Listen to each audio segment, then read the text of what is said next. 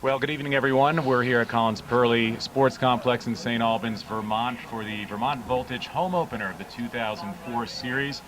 And tonight, the Vermont Voltage will be playing against the Rhode Island Stingrays. Stingrays come in as a perennial PDL top team. They've been in the playoffs the last couple of years in the PDL.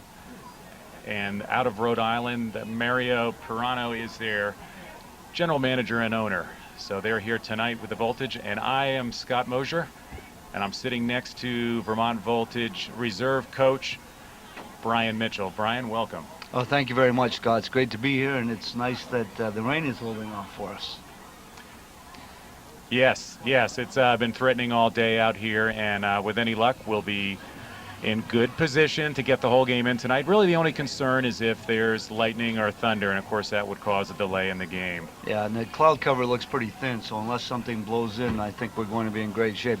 It's actually a great night for the players because it's relatively cool. There's not much wind, so I think it'll be great for the players out there tonight. Yeah, I think you're right. The pitch is in great condition, and the big story tonight is maybe somebody who's not playing. And that would be Bo Vuckovic, the all-time leading scorer for the Vermont Voltage, the MVP in the league last year in the PDL league. And PDL, the Premier Development League, is a league that encompasses 50 teams across the United States and Canada. So it's the largest soccer league in the United States. And Bo Vuckovic, as the captain and the owner of the team, not playing tonight, in fact will not be playing all season, and that goes back to an incident that occurred in the first game of the year, 23 minutes into the game, when Bo Vuckovic was taken out from behind and broke his leg in 3 places. So a major issue for the Vermont Voltage, playing without their leader. Right? Yeah, you know, Scott, that's a blow for the Voltage, but you know, we've had a lot of discussions recently about the direction of the club, and in some ways I think it's going to give some of these younger players, particularly Vermonters, an opportunity to get involved in get more playing time for the Voltage that they otherwise wouldn't when the big cheese is on the pitch. So we're heading in a direction that I think is a very positive direction. Less veteran players, a lot more younger players, and more of a developmental role here with the Voltage now. Obviously, we like to win matches, but at the same time, we want to develop players and get more of a local flavor on the field so that the fans can come watch their sons and soon their daughters with the W League, and we can talk about that a little bit later. But I'm excited about it because Bo has a tremendous attitude about the whole thing. He's been very positive, and even though he led the country in scoring last year, he's been very excited about this year's team and his new role, which is kind of the one-legged bandit here with the Voltage. Yeah, that's right. A strange sight to come to Collins Pearly and see Bo Vuckovic on the sideline actually today in a wheelchair because of the weight of the cast. His leg was broken in 3 places. The good news is he didn't need any pins or metal to be put in to keep the bone straight. It is healing in the proper way. So with any luck, he'll sit a year out and maybe we'll see him on the playing field in the future. But I agree with you 100%. It's going to be a different look to the Voltage this year. We're going to have some younger players in the game that you'll see tonight, as well as, at the end of the day, really what this league is about, Premier Development League, is just that. It's developing players. And with a younger version of the Voltage, you're going to see hopefully a nice blend of some seasoned veterans that are still out there, the Bo Simiches and Milenko Popovic still with the team this year, another top player, and a lot of new young guys, but talented young guys, absolutely talented top young guys. Well, the Sparkettes are entertaining us once again this year, and I'm sure everyone enjoyed watching that on the screen. We are excited about the season. I think we want to see things develop in a very positive way. So I think it'll be a wonderful season for the Voltage. There's Sparky. I think we have a new Sparky this year. I think the Sparky is new this year, and we're happy to see Sparky out there. I'll tell you one thing, he has a tough act to follow. That's for sure. And as you see right now, both teams coming out onto the field. the Rhode Island Stingrays and the Vermont Voltage. As usual, led by the officials. And they'll be going to center. We'll be doing the starting lineups here.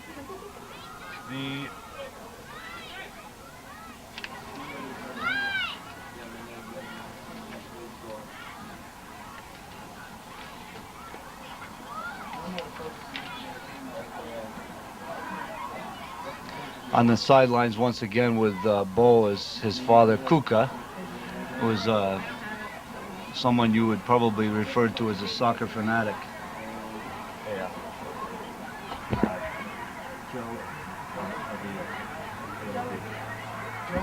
Yeah.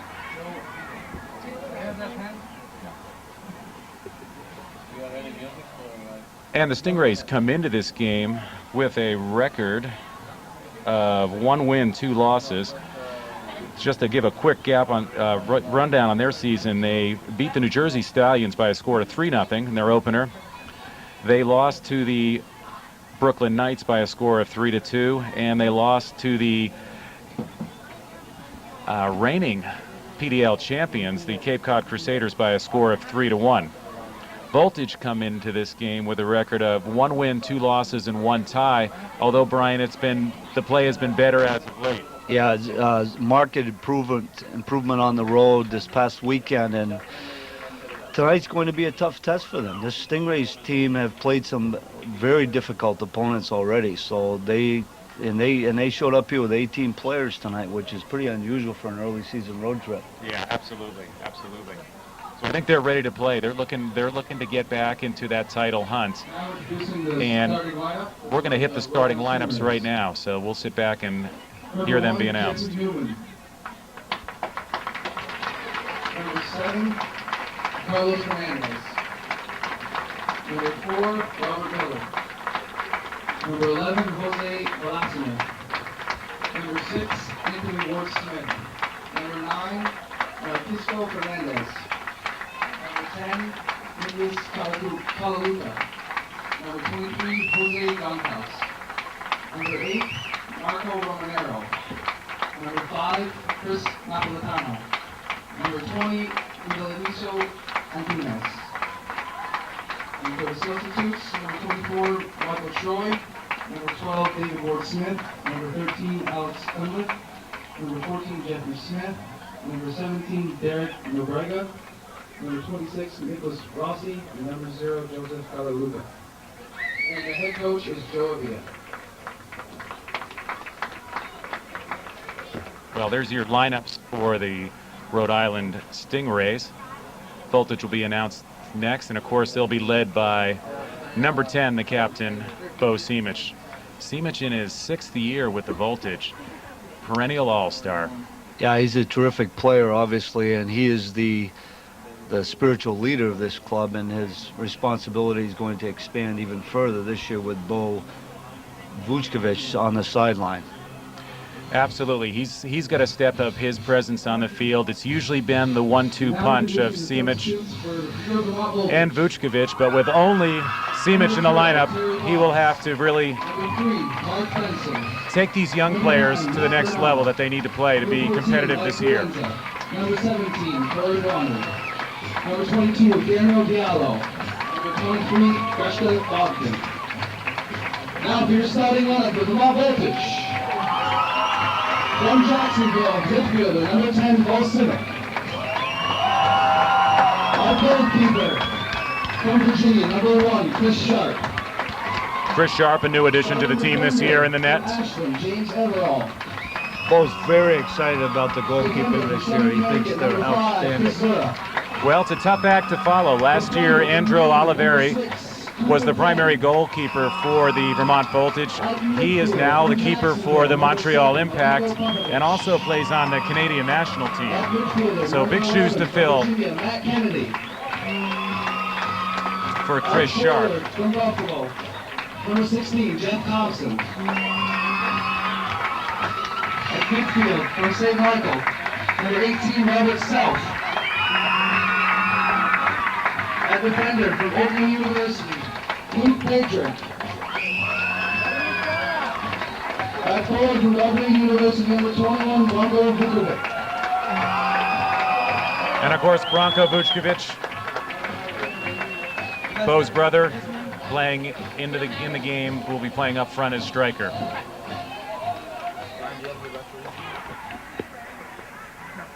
Would everyone please rise for the singing of our national anthem by Lindsay Larrabee.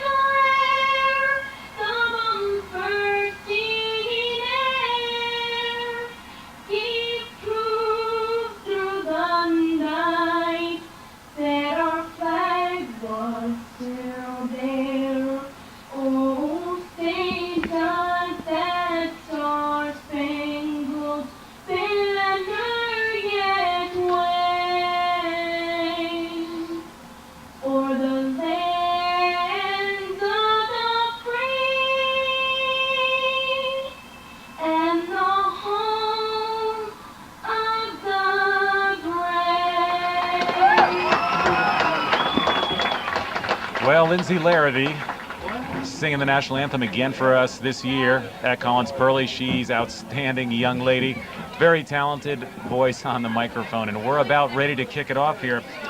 Let me do a quick review of the lineups, if we can. First, for the Rhode Island Stingrays, they'll start with Jeff Newman in the nets. Number 7 will be Carlos Fernandez as a defender. Number 4 will be Robert Miller, also in defense. 11, Jose Villasenor, a defender. Number 6, Anthony Ward-Smith.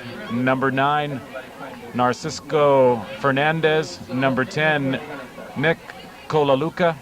And Nick Kolaluka, by the way, is All-American high school player. In fact, he was the National Player of the Year, so certainly a player to watch out there. Young up-and-coming star. Will strong possibility could be on the Olympic team in the future. As a top high school player, he comes out of the state of Rhode Island. That's number 10, Nick Kolaluka. So we'll keep an eye on him tonight. Also, number 23, Jose Goncalves. Number 8 at midfield, Marcos Romanero. Number 5, Chris Napolitano. And also at forward, number 20, Indelcio Anthenos, better known as Zico. He's number 20.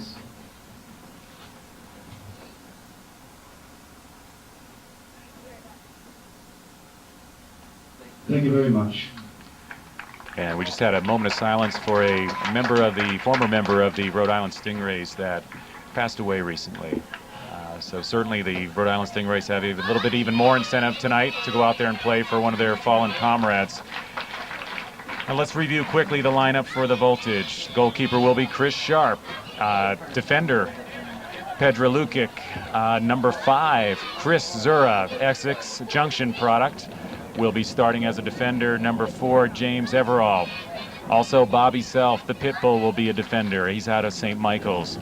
And as mentioned earlier, number 10, the captain, Bo Simic, be playing midfield. Number 6 from the University of Maine is Cooper Friend. He'll be out there.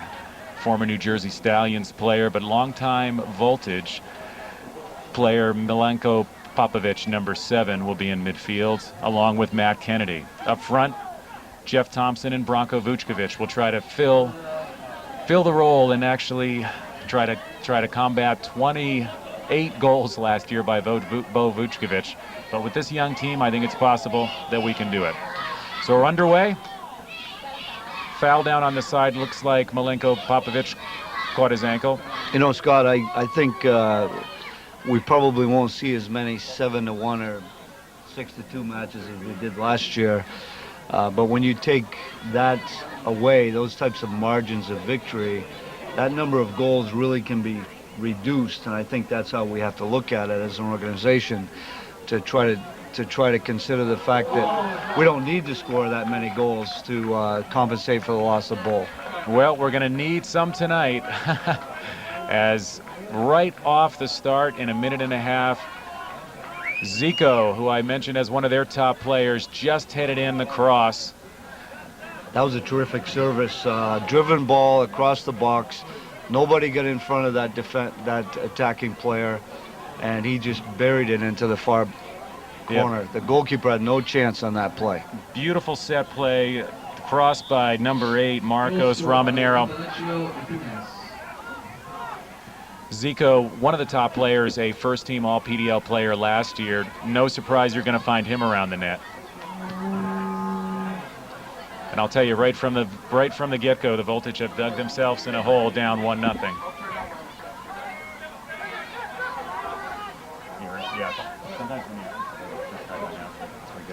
Well, you know, Scott, as we said earlier, this is going to be a formidable team. They look like they're organized, they're ready to play, and they've got their stars on the field. So this is always a strong group of players from Rhode Island.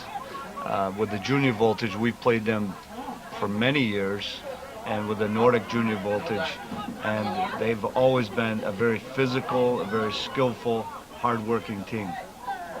Yeah, and it certainly has showed right here in the opening 2 minutes. Well, it's time for the Voltage to get settled down, to get organized.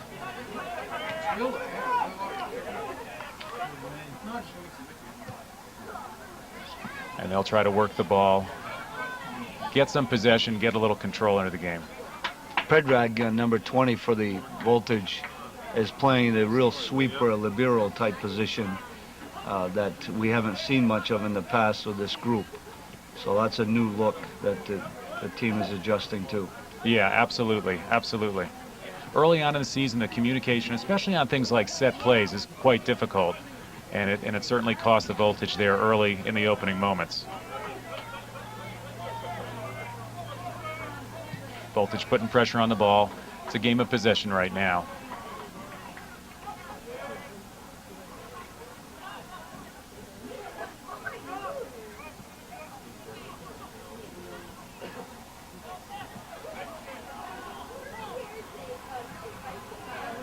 Well, early on, it's important to establish possession, because ultimately the team that possesses the most will have to work the least.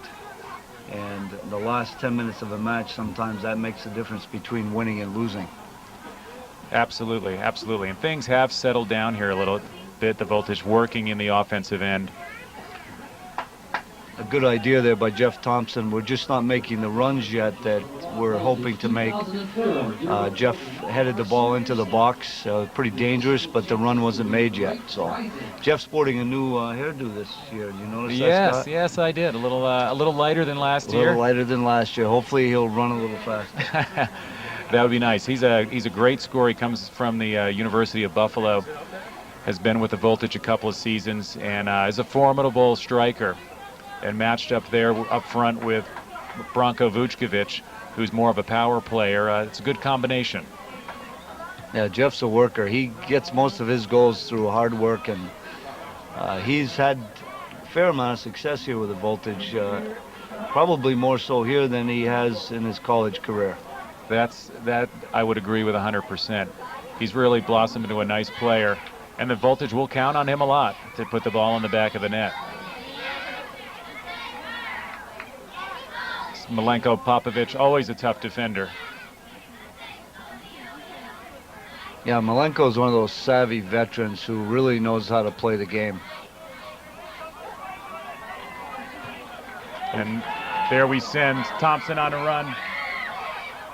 Makes a move, looks into the middle, finds Simic, intercepted nicely. Yeah, good tracking there by number 9 for the Rhode Island team. Fernandez. He made the difference. The ball was played beautifully back into the middle, and that one step as so often is the case, made the difference and gave possession back to the Rhode Island team. And Nick Kolaluka just got fouled in midfield. Nick's an interesting story, as mentioned earlier. He, a high school All-American, the National Player of the Year, all of high school. Will be playing in the McDonald's All-American game in about 2 weeks, and that'll take place at the Home Depot Center in California. So a great honor, and certainly one of the future stars of the game right on the field here today. You know, that's quite an honor, Scott, and quite an accomplishment. It takes a lot to become the National Player of the Year. You have to be a great player, you have to be well known, and you have to, the name has to get out, and you have to be recognized, and you have to play very well in big games. Absolutely, absolutely, because that's where people are going to recognize how you did and if you stand out or not. And certainly to be one of all the high school players in the country to be voted on top is quite an accomplishment. And there he is right there, number 10. Yeah, very nice composure with the ball. Good possession, has his head up. Plays like a veteran. Yeah, certainly doesn't appear to be concerned about playing at this level. It's very comfortable out there. And we do have a player down up front. I believe that may be Zico.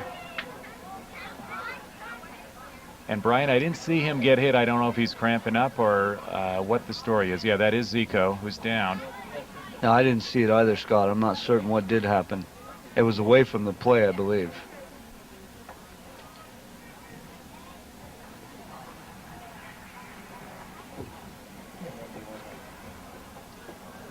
I think he's going to be okay.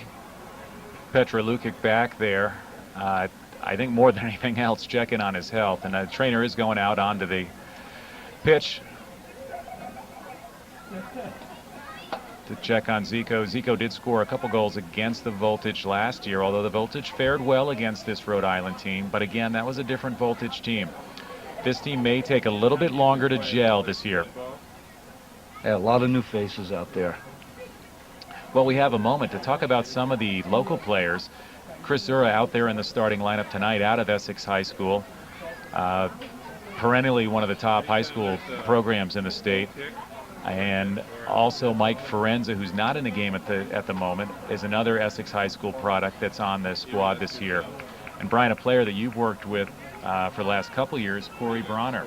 Yes, actually Mike, I coached Chris when he was 11 at Essex in the Essex United program, and I started coaching Mike when he was 14 of the Nordic program, and then Corey played with us last year.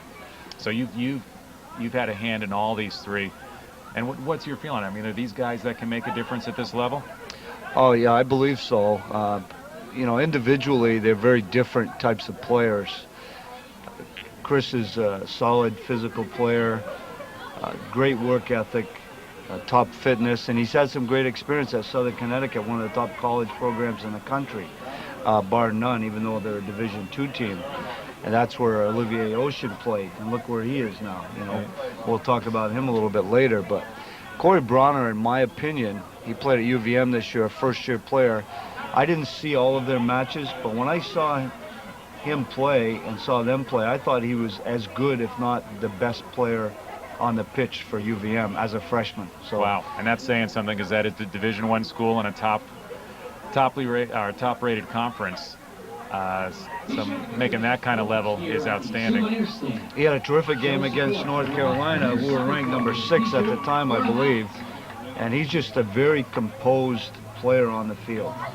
And he has deceiving speed, terrific skill, and he has the whole package really. I think he has potential to continue to play at higher and higher levels. And I certainly feel that he's going to be a major impact player at the PDL level. I think Zura is going to be a solid player, and Mike Forenza is still developing. Mike plays for Fordham University, and he's a starter there for Fordham, and they're a program that's rebuilding. But Mike has, if you've seen him play, has terrific physical tools. He's very, very quick, and he likes to score goals. So he has that striker mentality. That nose for the which is goal. hard to teach a player, and he's still learning, but he has tremendous tools, and I think he has the potential to also be a very good player in this league. So I think as the season goes on, we'll see more and more of these guys. And again, number 5 out there right now is Chris Zura. You know, the thing that we're doing with these youngsters now is with the Voltage Reserve team, or the Junior Voltage team as we sometimes call them, we have a fluid roster between the two groups, and it's not everyone, but there's a group of players that are moving up, and some that'll play, start here and come down and play with our team. Nice clear by Zura. Yeah, it seems like there's a nice blending between the two teams, two separate teams, but one program, and that's the way that it looks like will help to continue to make the Vermont Voltage one of the top PDL teams. Oh, nice play again by Milenko Popovich. Played it off the Rhode Island Stingray player to earn a goal kick for the Vermont Voltage, and Chris Sharp will put it back into play. And Voltage will pick up the pace a little bit here. They're down 1 goal. Certainly no reason to panic at this stage, but would like to get the ball upfield and get into a position of danger against the Stingrays. Ball played out to midfield.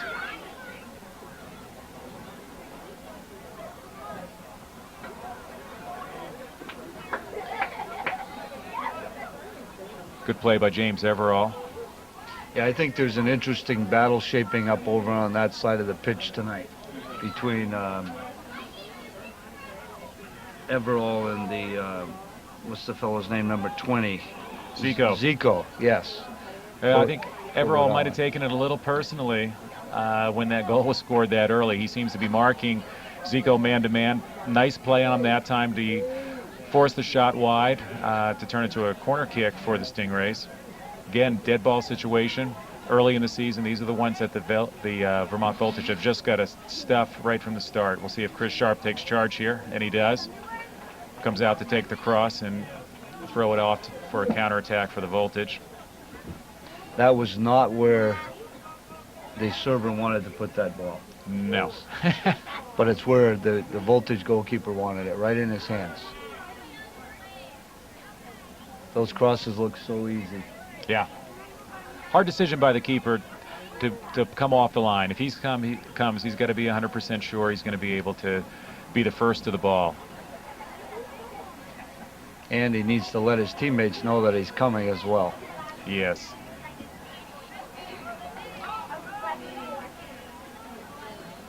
Thompson comes back, controls it.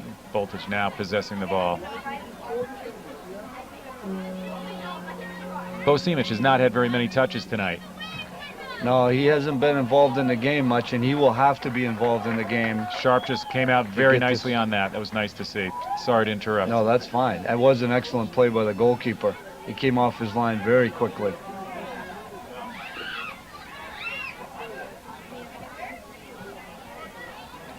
And there's Leluca. You can see how quick he is with the ball. Nice play in front, and that is going to be offsides, fortunately. That was a terrific pass. Very dangerous ball into the middle. Great goal-scoring chance had he been onside.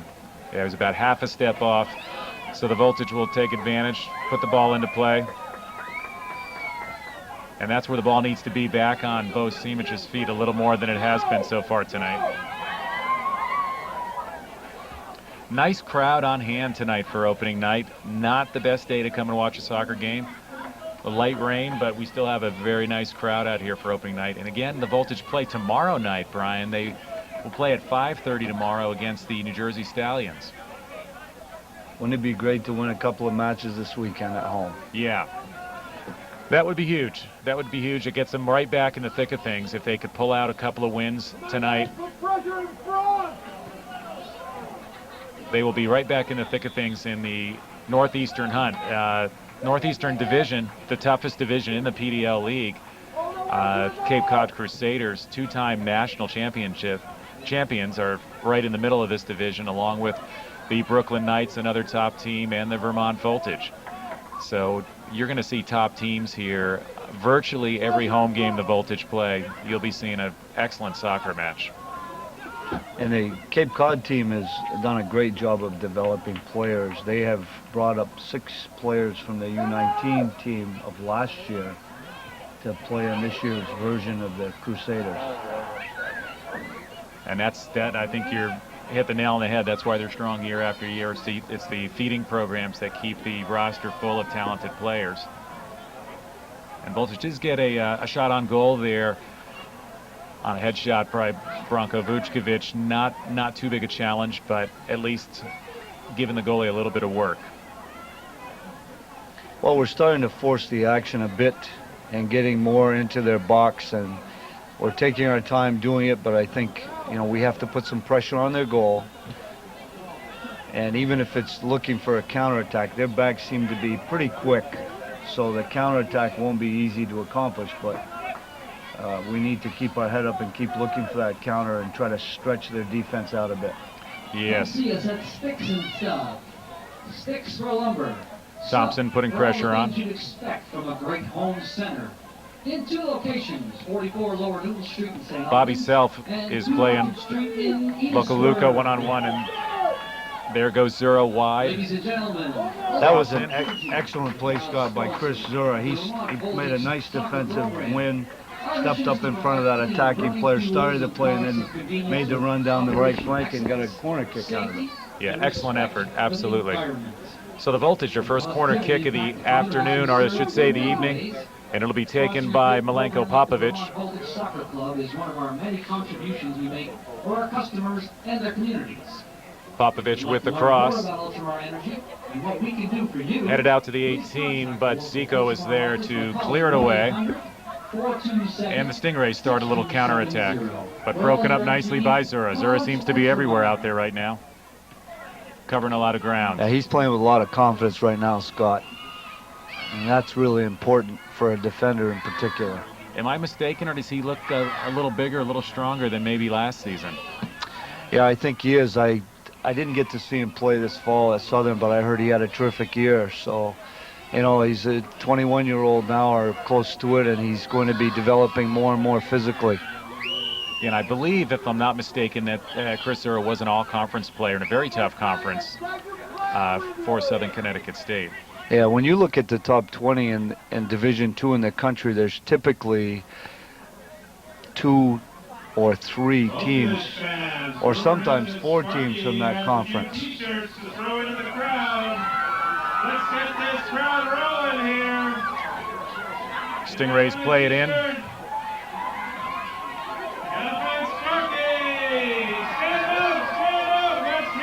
Aaron's shot goes wide. That'll be a goal kick for the Vermont Voltage. Let's get this team motivated here. Vermont defense pushed the Stingrays out away from the goal mouth that time. Takes a pretty good shot to bury it from out there. Yeah, absolutely, absolutely. The guy that does it best is sitting in a wheelchair with a cast on his leg. That's correct. I think you were at some of the games last year. I've seen him score at least 2 or 3 last season from that 40-yard range, which is just unbelievable when you figure the caliber of keepers that are in this league. Popovic plays it up and was fouled on the play. So the Voltage will play it in on a direct kick.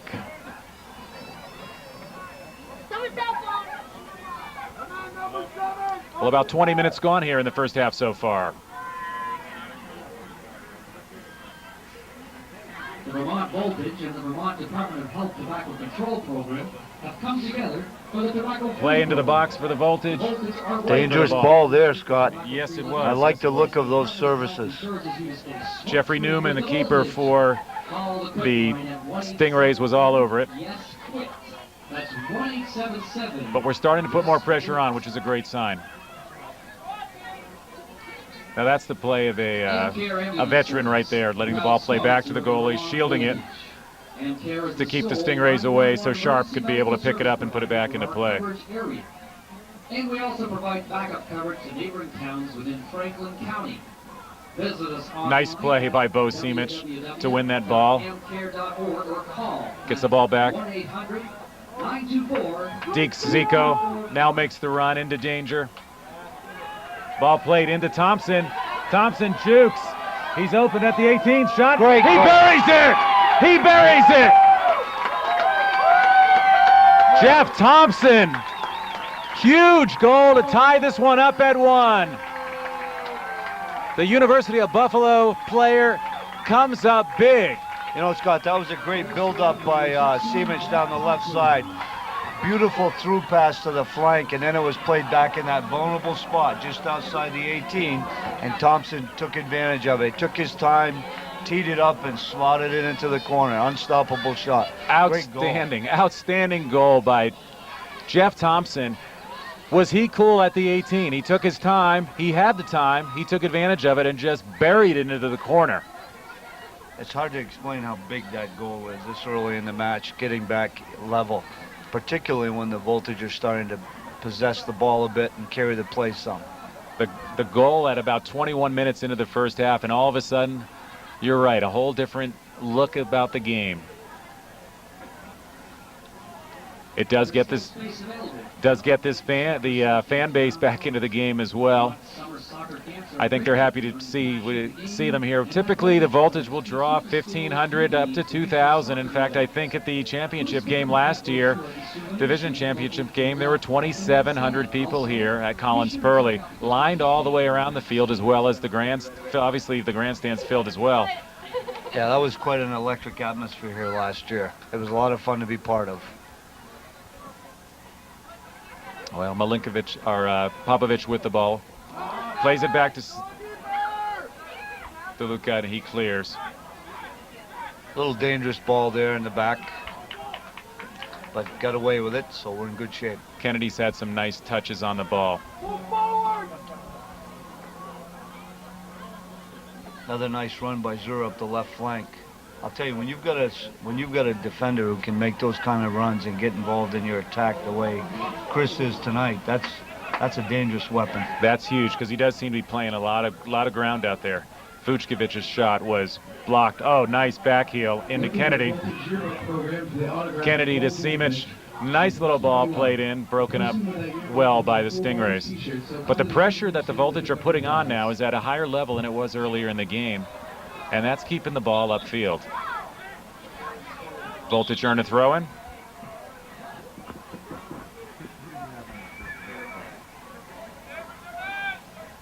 That nice pass, if we look back at that goal, Simic won the ball, faked playing across field, took the ball up, found Cooper Friend on the outside, number 6.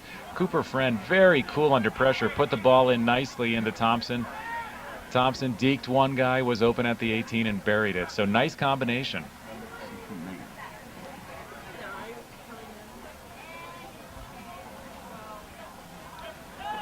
Yeah, Cooper Friend, one of 2 University of Maine players on this Vermont Voltage squad. Again, new players to the team this year. But I'll tell you, the way that combination clicked, it looked like they've been playing together for years. Well, they're building their program up there. Travers Evans, the head coach at Maine, has done a nice job. A couple of Vermont boys who played for me for years. In fact, one of them still playing for me on the junior Voltage, and he's training with the Voltage right now, Ben Wilcox, who is also from Essex High School. Ben is a 2-year starter up there. He'll be a junior this fall, and they've shown significant improvement.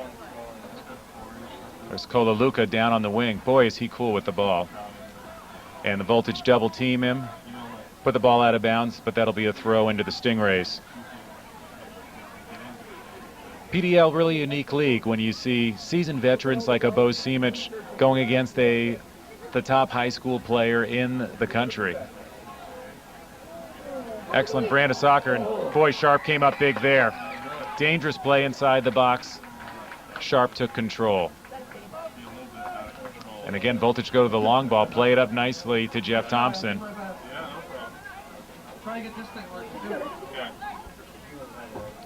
And Stingrays control at midfield. There's Zico on the right side. Everall showing really good patience there that time and allowed Zico to try to do something with the ball and get their turnover. Again, Simic plays the long ball up front. Vučković on the run to put pressure on.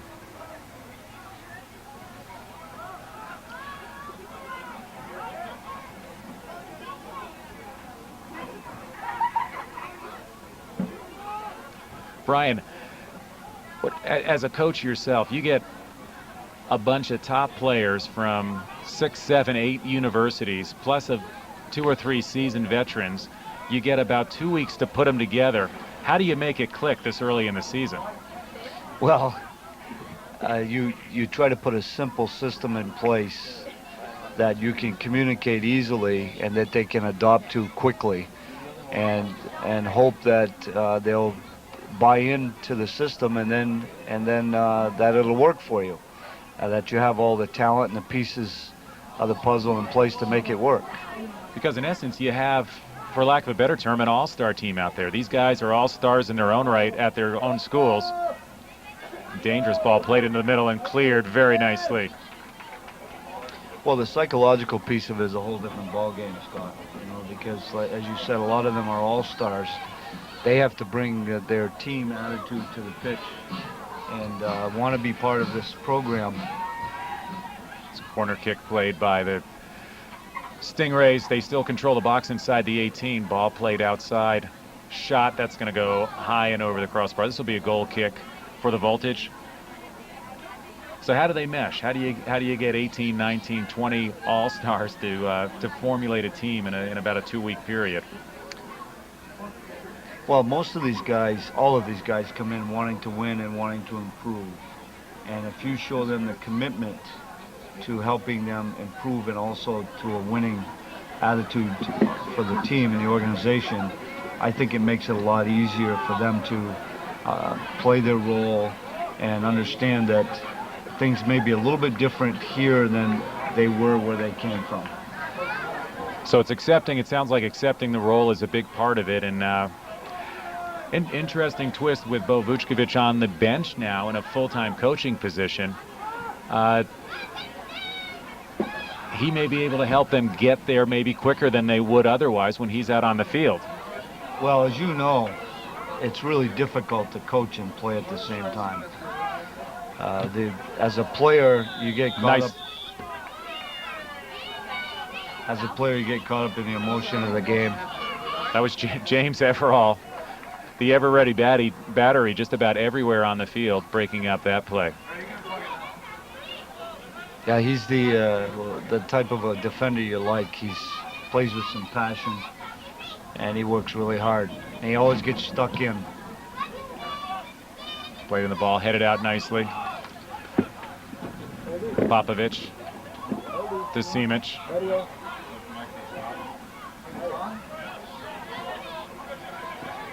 Vučković putting pressure on.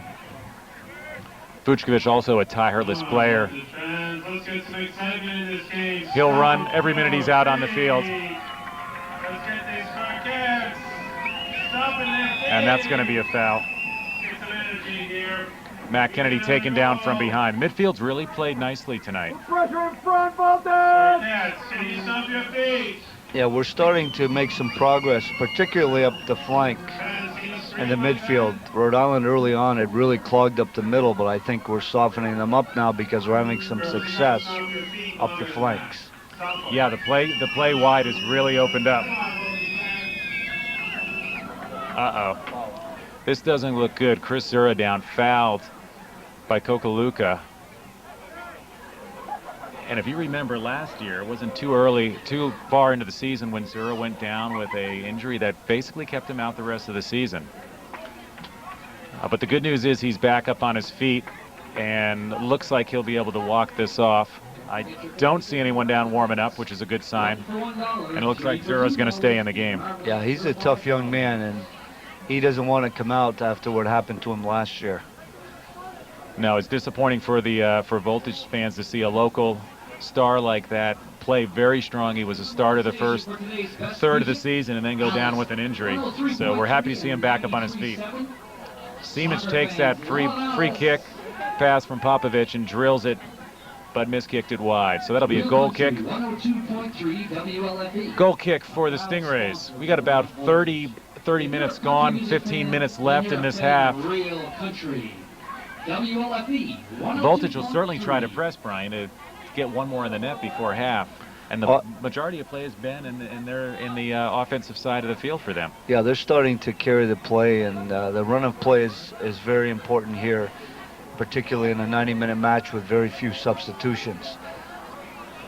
Because as I said early on, Scott, if you can make the defense work harder and chase the ball, they'll get tired, and you'll have the advantage late in the game. And you mentioned substitutions, just so everyone's clear.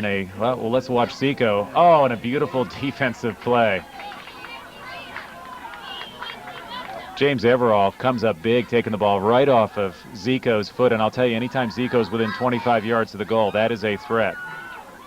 Yeah, James has a sense of urgency about him right now that was probably triggered by that initial goal, and he is staying very close. Popovich plays it wide to Simic. Simic, first time cross. Jeff Thompson takes it outside the 18 under control.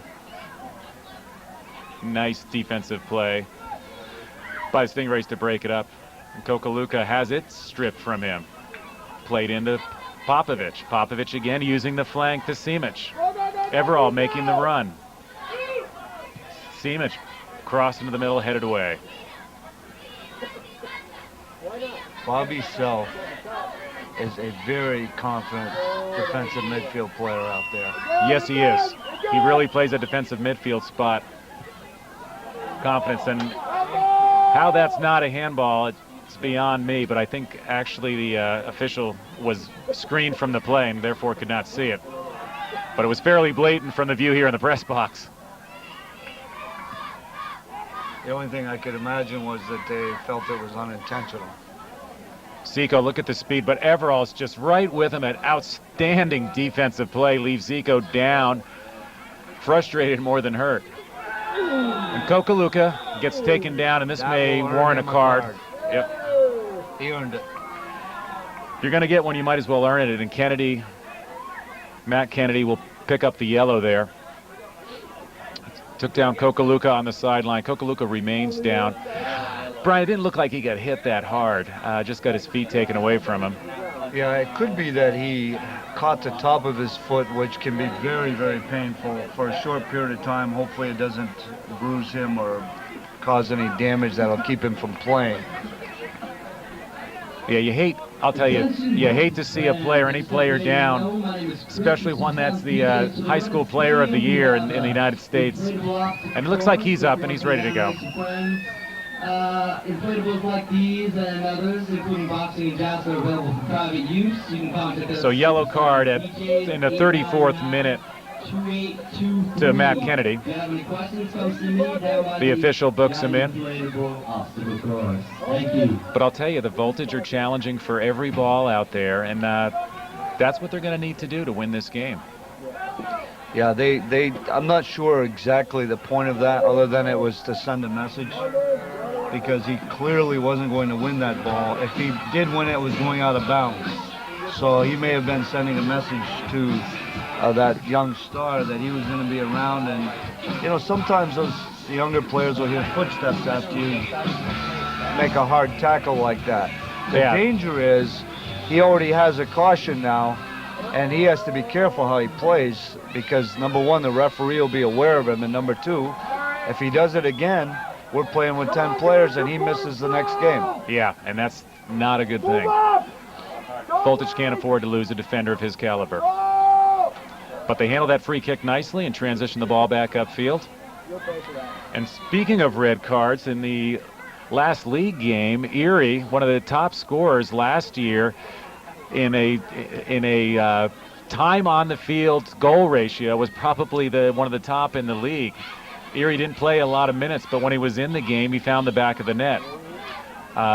Unfortunately, in the last game, on a very suspect call, was called for a red card, and he's not in the game, not available today. As per PDL rules, he's got to sit out this entire game. So that's another potential goal scorer that we're not going to see tonight. The good news for the Voltage is he'll be back in play tomorrow night. One more obstacle for the Voltage to overcome, this young, new Voltage squad. But they're playing well now. They Yes. seem to be... Look at the touch. Have more depth, perhaps, than teams in the past. Yes.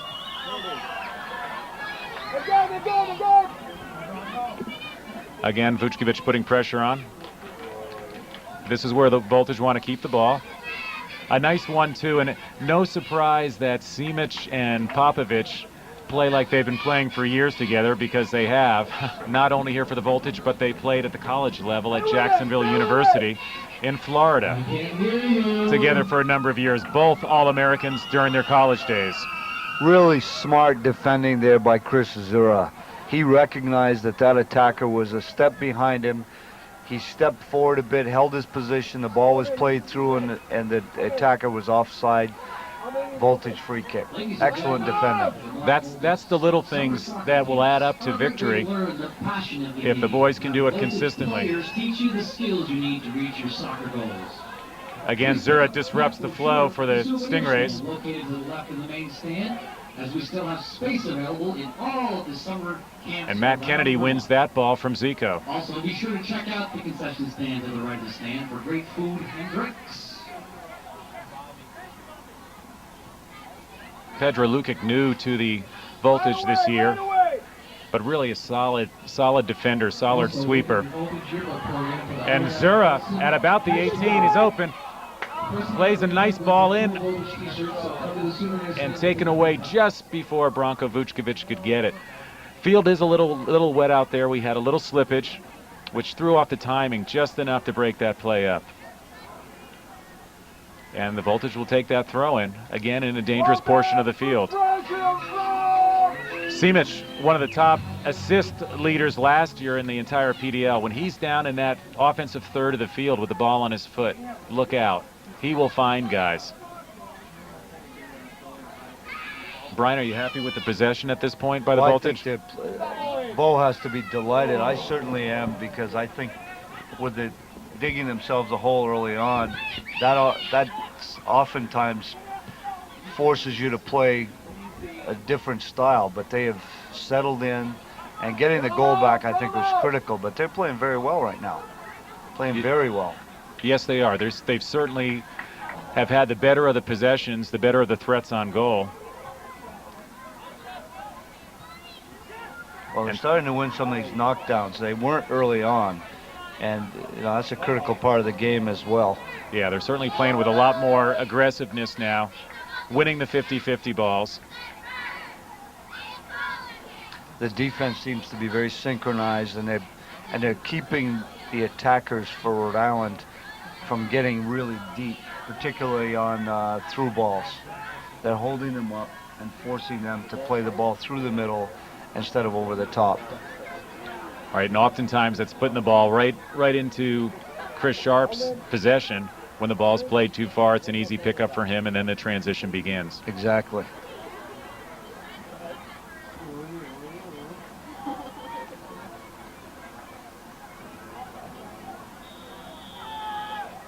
And foul called on the Voltage down in a fairly dangerous area, just outside the 18. On the outside, almost a short corner, for lack of a better term. Well, that's exactly what it is, Scott. There's a corner kick with less distance to go, so it's more dangerous than a normal corner kick. Everyone's got to react a little bit quicker. And somebody better have Zico, that's all I can tell you. Ah. It wasn't Zico, but he drew enough attention to free up the other lad who had an easy goal, just knocked it into the net. Boy, that's tough as the play was all Voltage for the last 20 minutes. We'll give you the goal. We'll give you the goal score in just a second. But you're right, Zico drew the attention of two players, leaving Fernandez wide open, and he buried the ball in the corner. Again, no chance for Sharp. No chance for Sharp whatsoever to be able to get to that ball. Yeah, I think the Voltage defenders did a bit of ball watching there, and they got caught doing it, Scott. And you know how dangerous that can be. You really have to have one eye on the ball and one eye on the attacking player, and make sure you're cutting his lane to the ball off at all times. And especially a player like Fernandez, who's about 6'3". Almost come right back on a beautiful cross by Popovich. And now the Voltage last 5 minutes of play here. I've got to figure out a way to get back on the board. And again, cross in front. Popovich, ever dangerous on that flank. Put 2 balls inside the 18 for great opportunities by the Voltage, but to no avail. He's doing some good work there. That'll pay off before the night's finished. He shows surprising quickness from time to time, bursts down that flank. Absolutely. You would never call Popovich a speedster, but the quickness is deceiving.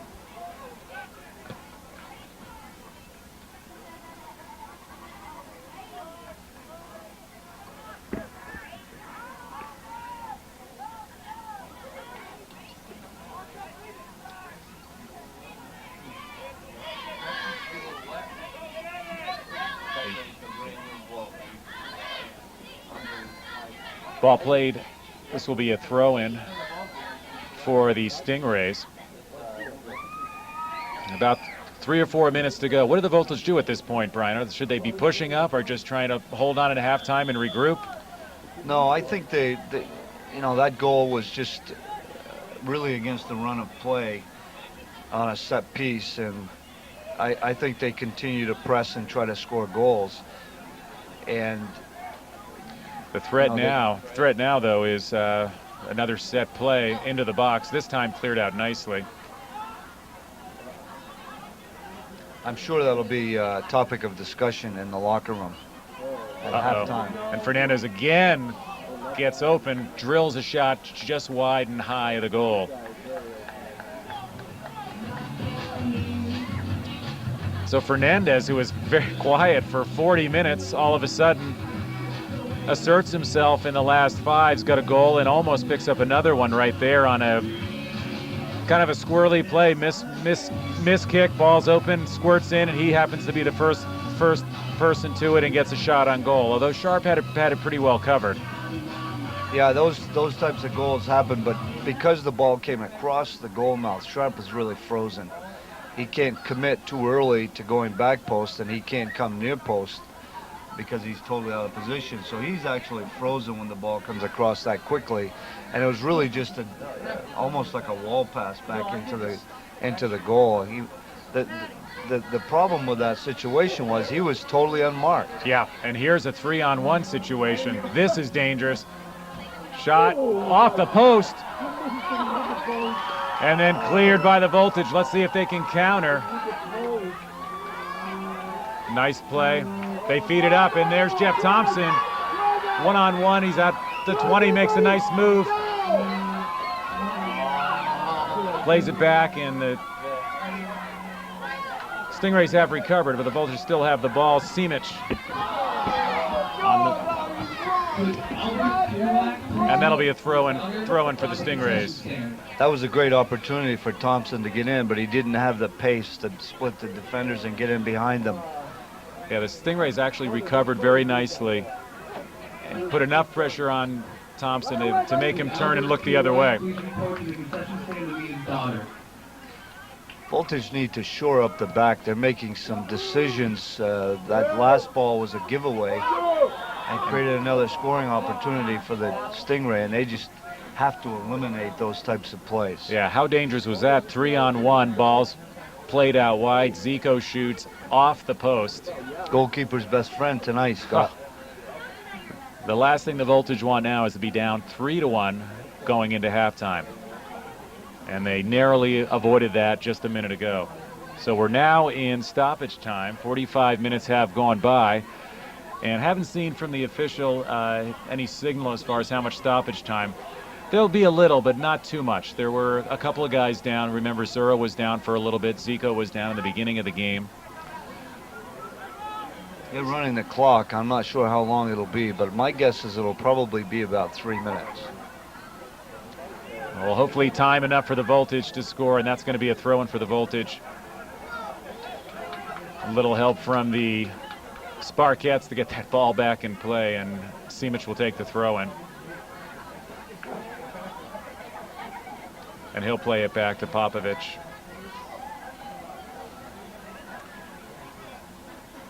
The Lukic back up to Simic.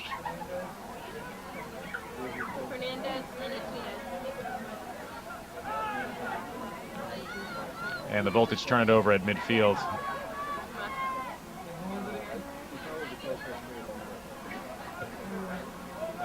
And the Voltage will take a throw in there. Well, the Voltage continue not to be afraid to play out of the back. And, no, very confident.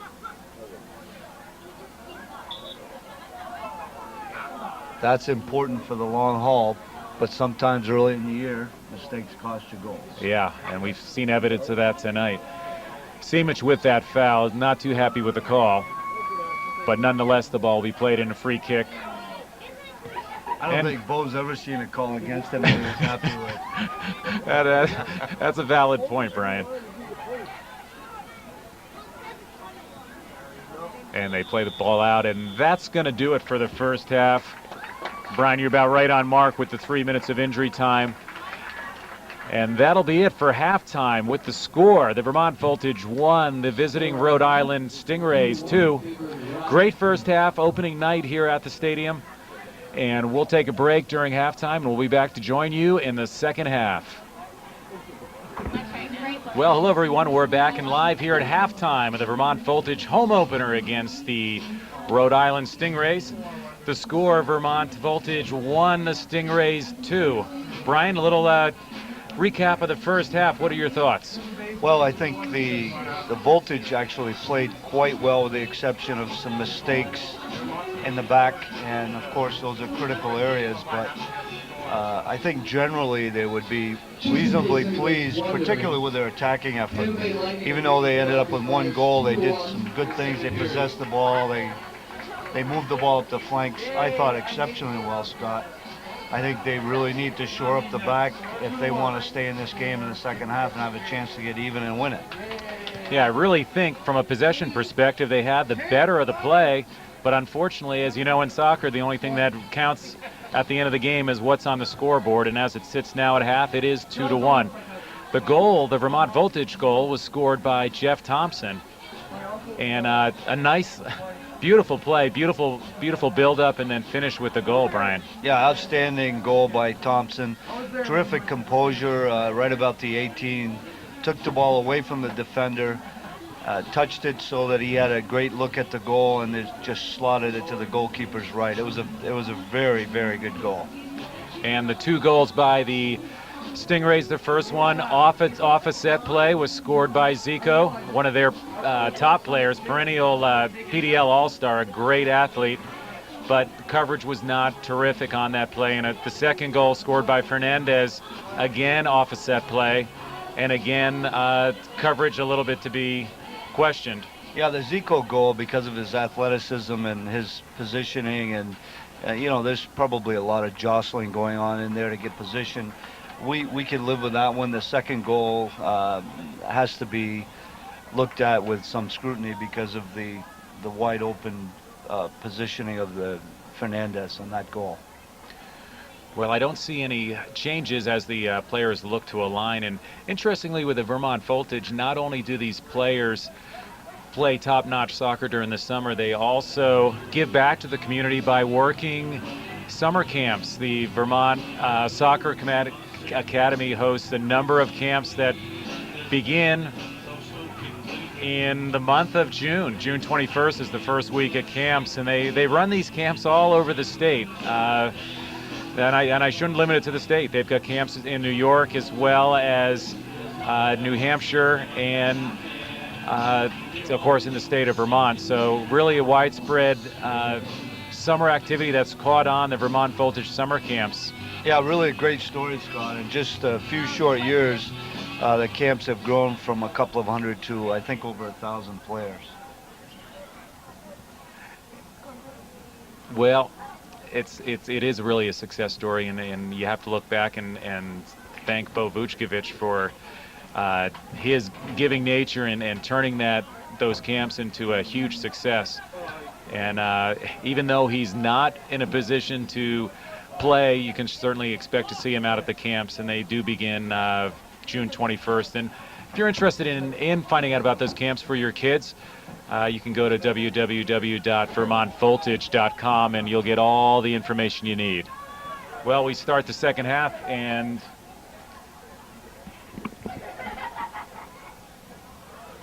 that was a dangerous ball into the box there, Scott. We were fortunate that it skipped through without doing any harm. Yes, thanks for picking up, Ryan. I had to get my bearing straight there, and that was dangerous early on, and not something the Voltage want to have happen now. They got to fight to get back in this and get the tying goal, and the play has got to be upfield towards the Stingrays' goal, not down in their own end.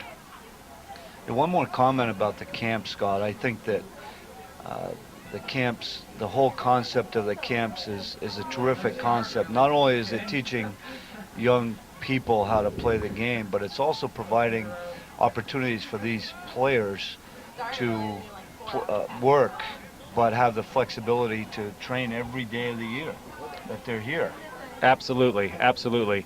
And I can tell you from having worked the camps as a coach last year, the look on the kids' faces when they not only get to work with these great players 5 days a week, but then get to go out and see those players play during the evening games here at night. It's really a thrill to be coached by a guy during the week and then go watch him play at night. A unique experience. They develop really nice relationships. Oh, and here's a dangerous play in front. Vučković, nice tap into Jeff Thompson, and just a little bit late, or that could have been the tying goal right there. Yeah, that was a good thought process by Branagh in that play. Just misdirected a little bit, or else Jeff Thompson would have had an opportunity to get onto the ball and knock it in the back of the net. Kokaluka plays it back into the Voltage half of the field, but played out nicely by Lukic. Voltage again possessing the ball nicely. To speak about this the PDL League for a moment, Premier Development League, which the Voltage play in, and just to give a great illustration of how this league works, Olivier Ocean, a teammate of Chris Zura's at Southern Connecticut State University, and a member of the Voltage for the last 2 years, was drafted this past year by the New York Metro Stars, New York, New Jersey Metro Stars of the MLS, and one of their top drafts, I believe he was their second pick, and while playing in a tournament with and a missed kick there, but it didn't cost him. While playing in a tournament with the Metro Stars prior to signing a contract, he was spotted by a first division team in Europe, Norwegian team, and signed a long-term contract. Oh, and unfortunately, a great run down the side by the Stingrays, cross in front, and they find the back of the net. Brian, we'll get back to Olivier in a minute, but tell me about that goal. That was a great run down the right sideline, and we tried to defend that with a sliding tackle because really couldn't catch the speedy player up the right flank, and he served a beautiful ball just out of the reach of the goalkeeper, and those are really hard to defend. And scored by Zico and Tudor. Yeah, Zico was on his way to the goal full speed, and he just hit it at full speed. And again, you have to beat him to the ball, or that's an automatic goal every time. Yeah, he's not going to miss from there. Too experienced a player. He's going to find the back of the net every time. Well, now the Voltage have really dug themselves into a hole with score 3-1. Early in the second half, plenty of time to get back into it, but they'll have to make the adjustments and play tougher defensively right from the start. And here's a dangerous ball down the side. Cleared off, but that's going to turn into a corner kick for Philadelphia, for Rhode Island Stingrays.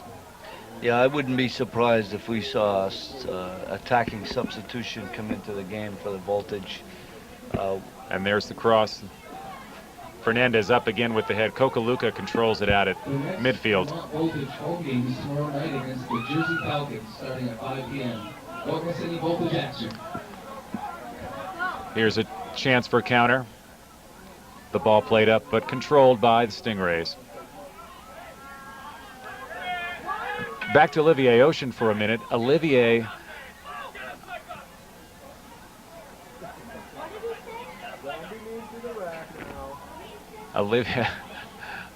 Seamish in a little confrontation on the field, nothing that unusual.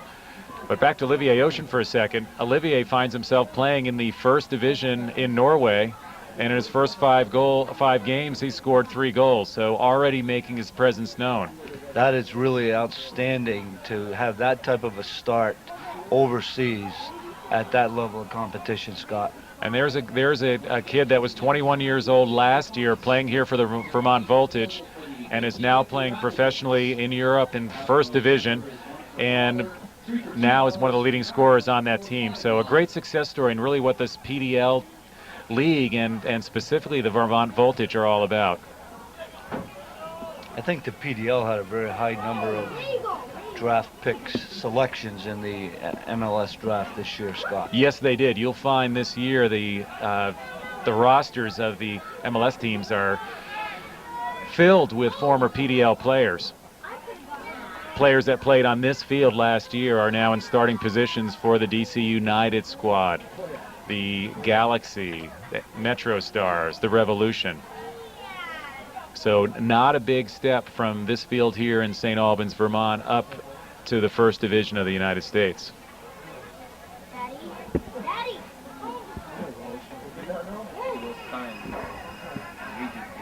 Oh, yeah, we talked about that. Yeah, we talked about that. But now bigger things pressing, Brian, and that's finding the back of the net for the Voltage, down 3-1. Yeah, and we're playing a lot of defense right now, Scott. Yes. Are you surprised at this point, Brian? We haven't seen anyone coming into the game for the Voltage to try to get a little more offensive charge? Well, I'm not surprised, but I do think that we will see that occur. If we don't get a goal right away to get us back within 1, I think we'll see a substitution in the next 10 or 15 minutes. In fact, there are several players that are loosening down off the end of the pitch at this point, so my assumption is we'll see someone coming in soon. Well, we'll keep an eye on that as play continues. The Voltage have got to step up the pressure to make it a little more difficult for the Stingrays to move the ball out of their defensive half.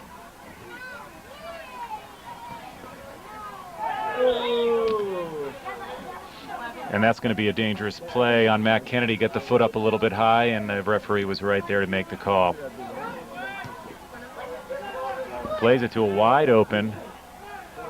He was remarkably wide open. It was as if no one knew he was around. A little bit frightening, and now Sharp has got to play the ball out and does a nice job. But again, control goes back to Stingrays, and that's Kokaluka. And a nice defensive play.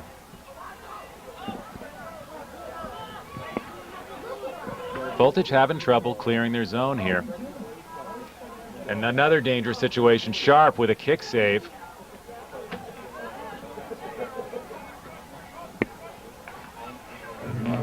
Thank all of our sponsors whose signs can be seen around the field and who added their in your program.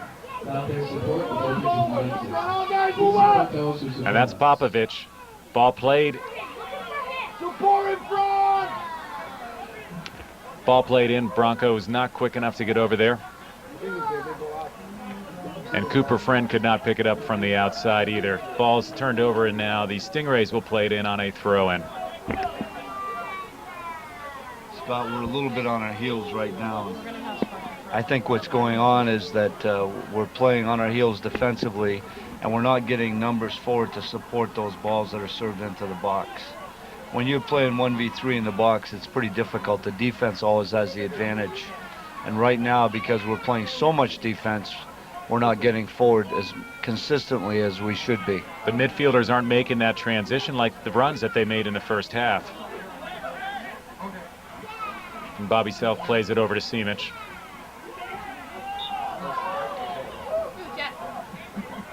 And Seamish is fouled at midfield. This will be a direct play, and there'll be a substitution. T-shirts to throw around. Be a substitution coming into the game for the Stingrays. Is going to be number 13, Alex Concliffe. Concliffe coming in, replacing Jose Congaves. Congaves played a nice game, solid job in the midfield, and he'll relinquish his spot on the field to Alex Concliffe. Not sure what that substitution was all about, other than perhaps giving the new player some playing time. With a 3-1 lead, it could be a defensive substitution, but chances are this early in the year, with a full 18-player roster, he's probably giving someone a chance to play. Yeah, I think you're right. Just giving an opportunity to get someone else in the game.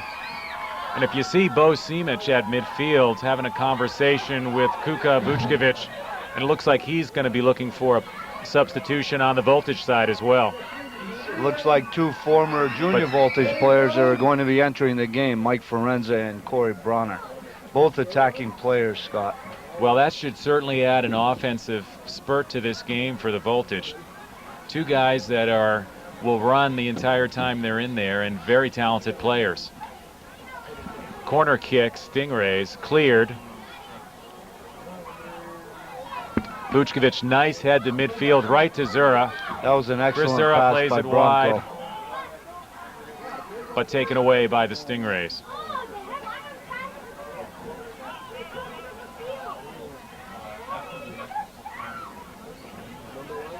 Well, Brian, I think you're right, because the players are checking in with the fourth official down at midfield, and they'll be looking to the head referee to bring him into the game. And there is a Stingray down, and that has stopped play. Again, happened behind the play. Did not see what happened to him.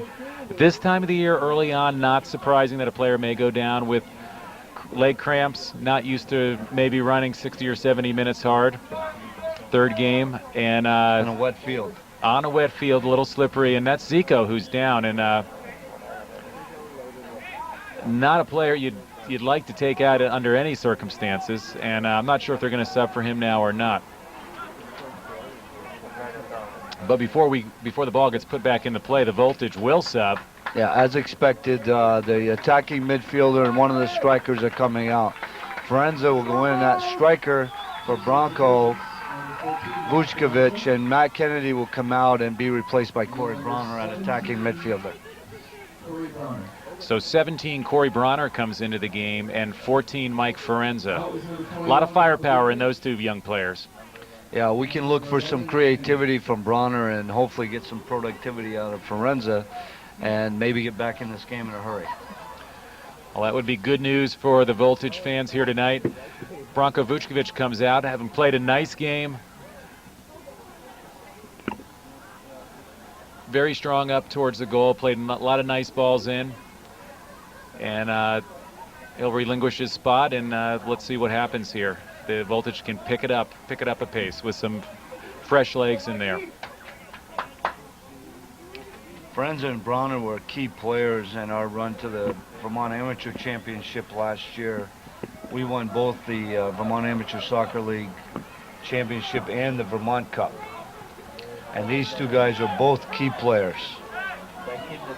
So in a trophy-laden year for the Vermont Voltage Soccer Club, between the PDL team winning the New England Cup, as well as the being division champions, and the Junior Voltage winning the Vermont Amateur League, as well as the Vermont Cup.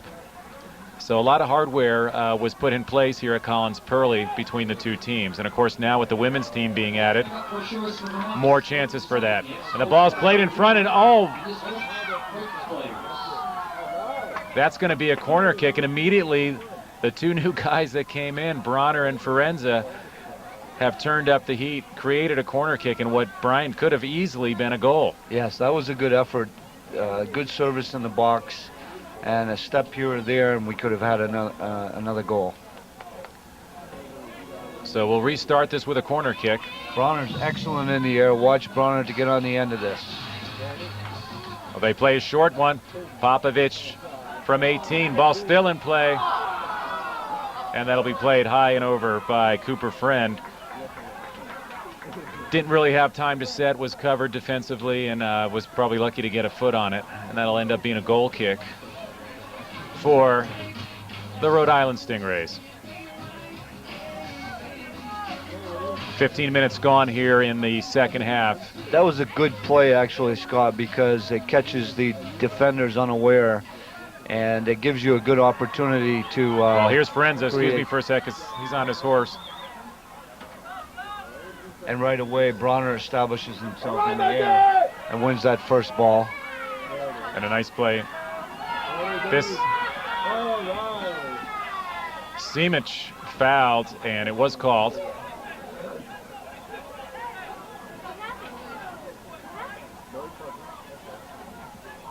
Alex Concliffe, who was just in the game, tackled Simic hard, and a couple words shared between the two players.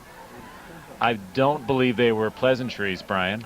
I don't know. They may have just been saying, hey, good to see you in the game, and let's have a good time out there tonight. But I'm not sure.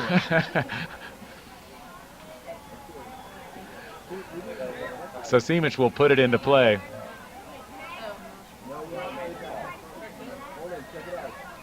And did Concliffe pick up a yellow card on that?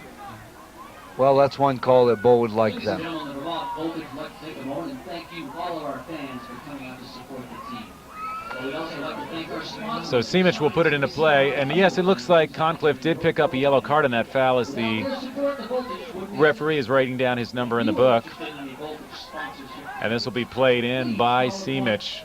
Dead ball situation, and if you're looking out there for number 24 of the Voltage, Bo Vučković, who's normally be taking this kick, you're not going to find him. You'll see him on the sideline in a wheelchair due to a broken leg that occurred in the first game of the season against the Brooklyn Knights. Bo Vučković will be out for the season from a player's perspective, but as the owner and head coach, his presence will be known. Ball played into the box. And an excellent play by Jeff Newman, the keeper. It was a nice save, but you notice Branagh was camped right on his doorstep. If that ball wiggled loose, we would have had our second goal of the night. That's exactly what he should be doing. Branagh has a long history of finding the back of the net. As a high school player here in the state of Vermont at People's Academy, was a outstanding all-around player, but certainly found the goal more times than most players in the state have ever found it. Particularly in critical situations. He had Yeah. a flair for the dramatic. He was a money player and remains to be a money player at the University of Vermont, and it looks like his play is going to pick up here for the Vermont Voltage. He did play last year, got into 6 games, didn't play a lot of minutes, but it was a growing year for him and a much more veteran team on the Voltage side, but was a key player for the reserve team. And here's Forenza wide on the flank, plays it nicely in on the ground, and just a moment late for Thompson. A second or two late on that cross, and if it was done a little earlier, we'd be looking at a 3-2 ball game, but a great run by Forenza. And Branagh did well to start that play. If these two guys keep playing like this, they'll be seeing a lot more playing time. Yeah, the play has picked up since they've been in the game. The controls got back to a situation where the Voltage are playing much more offensively. Well, Forenza's quickness is going to be a factor, particularly against a defender that's already played a half a game, but he has excellent pace, and he'll put a lot of pressure on you with that pace.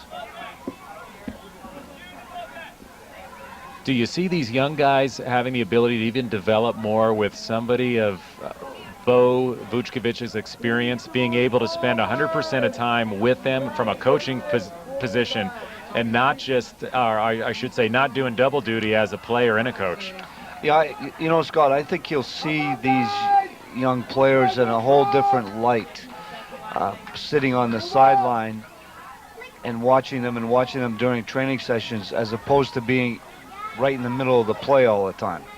It's a different perspective that you have, and I think it'll be a tremendous benefit because, you know, he knows the game, as you know, and his experience just by talking to them will be valuable to their growth.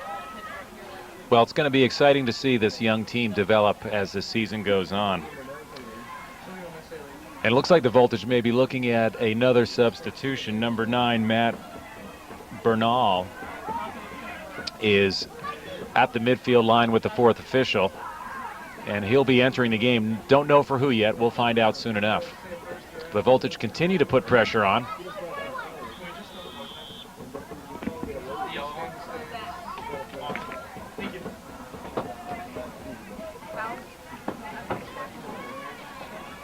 And Brian, was that a offside or was there a foul called? That was an offside. Offside.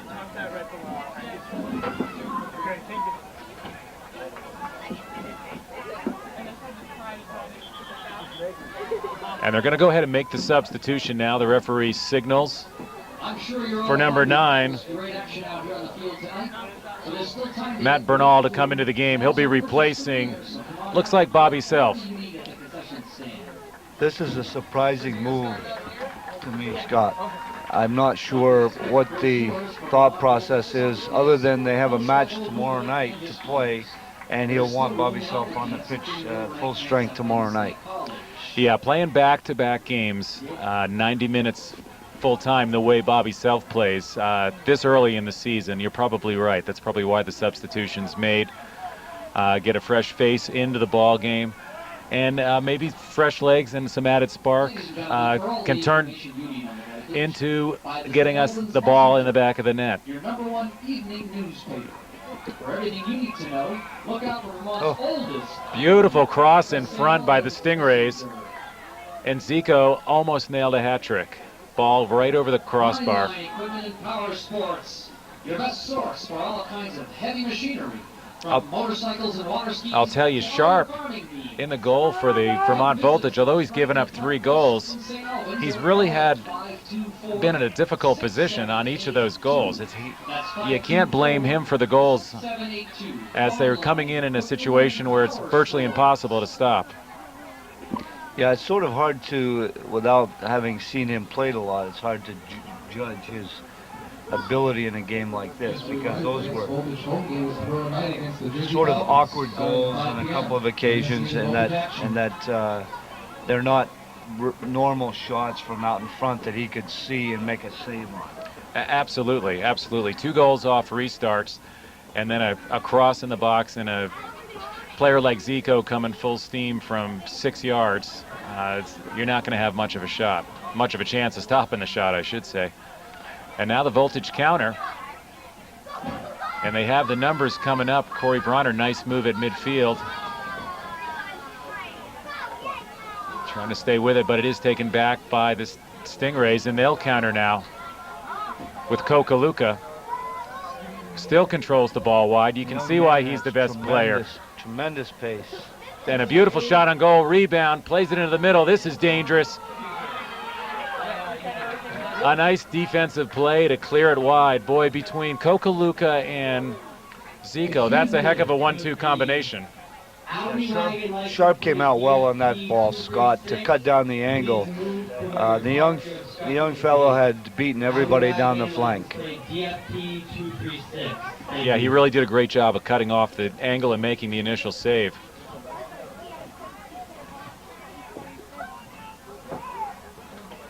Another dead ball situation, ball played in. And the Voltage will get the best of that and play it out. You're impressed with Kokaluka's speed, eh? Oh, yes. You'd like to have 4 or 5 of them on your team? About everything else that he does. He is an outstanding player. Plays with his head up, plays with great pace. The ball never stops moving. He doesn't stop moving. He just, you know, he's the type of guy to keep the defense unbalanced all the time. Oh, and this could be dangerous. Zico steals the ball. He's outside by the 18. Looks to cross, makes the cross. Fortunately, hit a Vermont Voltage defender, and Sharp picks it up and plays it back in to start the counter on the other side. Bronner in the midfield.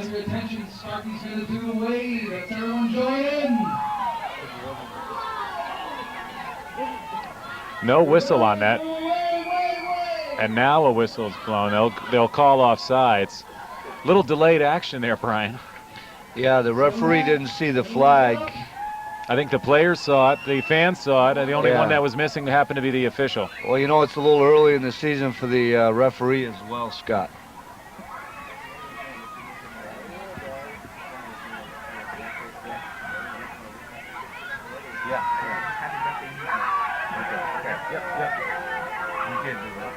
We'll tell them. Yeah, we're going to tell them.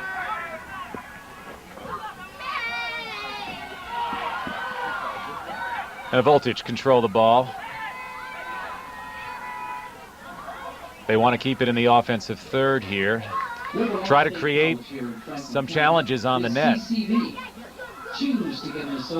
And that's going to be a foul taken down hard. You receive free academic and Fernandez, hard takedown, and there's another one, but that's going to go against the Voltage. You know, I hate to see it, Voltage waste opportunities like that because they're trying to play too quickly and they turn the ball over when they're that close to the goal. It's almost worth taking the time and setting up to get a quality shot on goal than it is to try to play quickly when you're not ready and then you give the ball away. Yeah, as you can see how dangerous set plays can be, as the Stingrays have scored from 2 of them in this game, and both from set plays.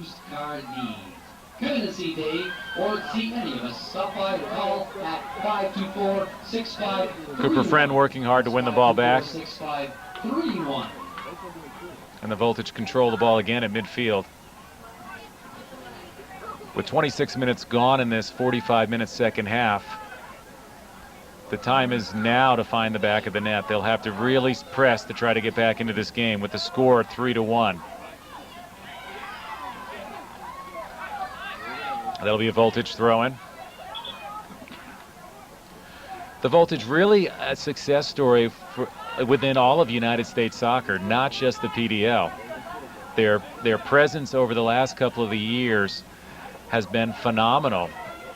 And not only the wins on the field, but their contributions to the community, their impact that they've had on soccer in the state of Vermont.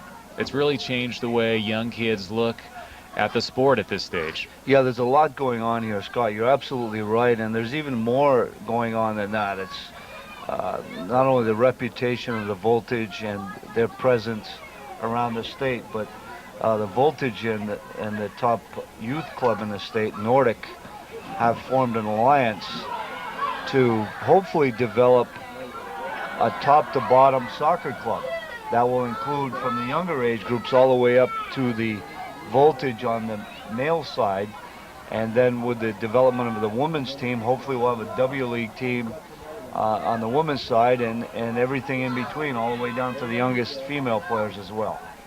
And boy, you talk about a formidable club at that stage. You're really going to see the best players from the young ages all the way up to the PDL level and the W League level.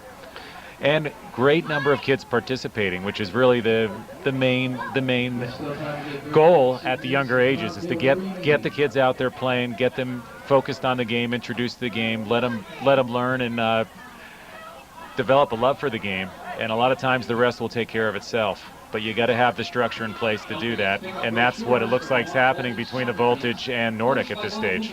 Yeah, I think we'll see some very exciting things in the future between the two.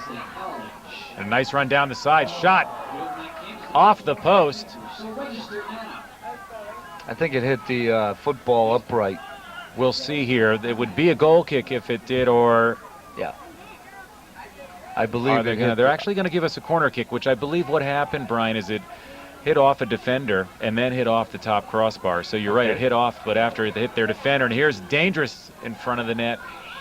And again, Newman out quickly to pick up the loose ball. That was Branagh putting pressure on in the box. He's playing with a very high level of intensity right now. I can tell you one thing about this young guy. He does not like to lose. Well, it's a perfect spot for him because the Voltage are in need of getting a quick one to get back into this ball game. Simic, another one that does not like to lose. So between those two guys on the field, you've got guys that are going to play until the last minute without a question. And that should be the voltage ball, and it is. I think we got lucky a little bit on that one. I thought that might have hit Jeff Thompson, but we'll take that one. We'll take all we can get at this stage. And it looks like Mark Benson, number 3, is going to be coming into the ball game. And Mark's replacing Cooper Friend. Cooper played a hard game out there, a nice game, and it looks like he may be suffering a little bit as he comes to the bench, maybe in need of a trainer at this stage.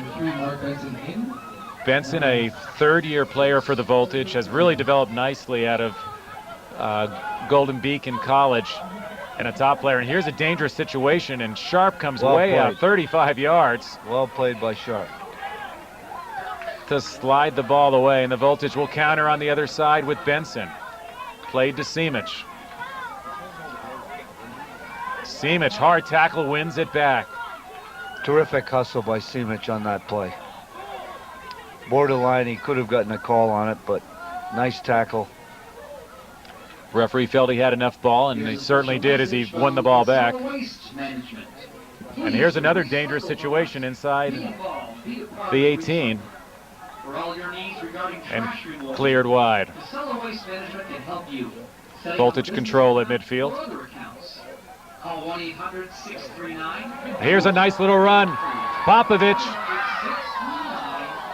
And a sliding Jeff Newman comes out to get to the ball a split second before Milenko Popovich could reach it. Excellent. Beautiful ball played through, huh? Yeah, great ball by Thompson, but excellent goalkeeping. He is quick off his line. The overnight camp at Linden State College from July. Vermont Voltage camps. The action has never been hotter. Don't miss your chance to learn from the Voltage at midfield again. Simic plays it up to Bronner. Bronner always with his head up. Plays it in the box to Forenza. And again, Newman is there to pick it off. A little too deep on that effort by Bronner, but certainly a great thought process. Brian, how long does it take these players to get their timing down pat in a situation like that? We've seen a couple balls played into the box, and it just seems like they're a split second off. Yeah, I think obviously the game is a game of mistakes because it's such a skillful game, but at the same time, these guys are just getting used to each other. They haven't played with each other for at least a year, so now they have to get used to each other again. Many of them have never played before with each other, so is a lot of it gauging the speed of each other and how quickly a guy's going to make the run, or even sense to make the run to begin with. Right. Whether he's going to make it, what his pace is, and also the angle of his run, where he likes to receive the ball, and the angle that he approaches it. Simic, just an incredible move. Went around Fernandez and drilled the ball from about 40 yards out, just wide. Excellent strike of the ball there. If that would have been on goal, that would have probably been in goal. Yeah, I think Newman was caught cold-footed. He was standing still watching it as it blew by and just went wide of the post. Another substitution, Scott, for the Stingrays. So we've got Jeffrey Smith is going to be entering the game. And he'll be replacing Marcus Romanero. Romanero played a nice game in the midfield for the Stingrays. So some fresh legs in for Stingrays as well. We've got 34 minutes down in the second half, and if the Voltage are going to climb in, it's got to be soon. Substitution for the Stingrays. In number 14, Jeffrey Smith. And another nice cross into the middle. Cleared well. The challenge the Voltage have when you get into a 3-1 game at this stage, Rhode Island's going to play very defensively. Yeah, they're packing it in front of the goal, so it's difficult to crack that, particularly with flighted balls, because they've got numbers up and they have the advantage as a defender because they can see the ball coming in. And again, played across the middle. It's loose and well played out. And now the transition happens. Voltage playing their defenders way up, and there's going to be a vicious foul right at midfield, and that's going to earn a yellow card.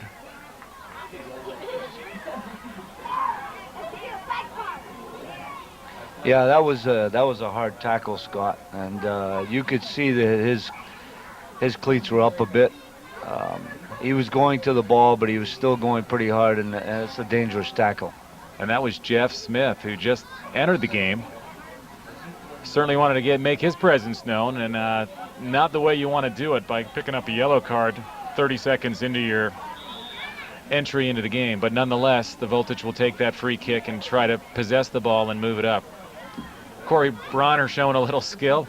Cross into the middle. Forenza running it down. And the ball saved.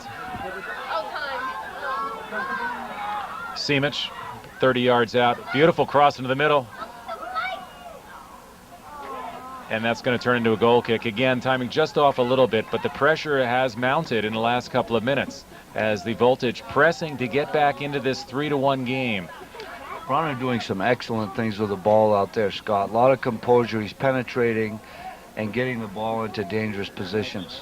At times, it looks like he's got a string attached to his foot with the ball, the way he controls it with defenders all over him. Yes, absolutely.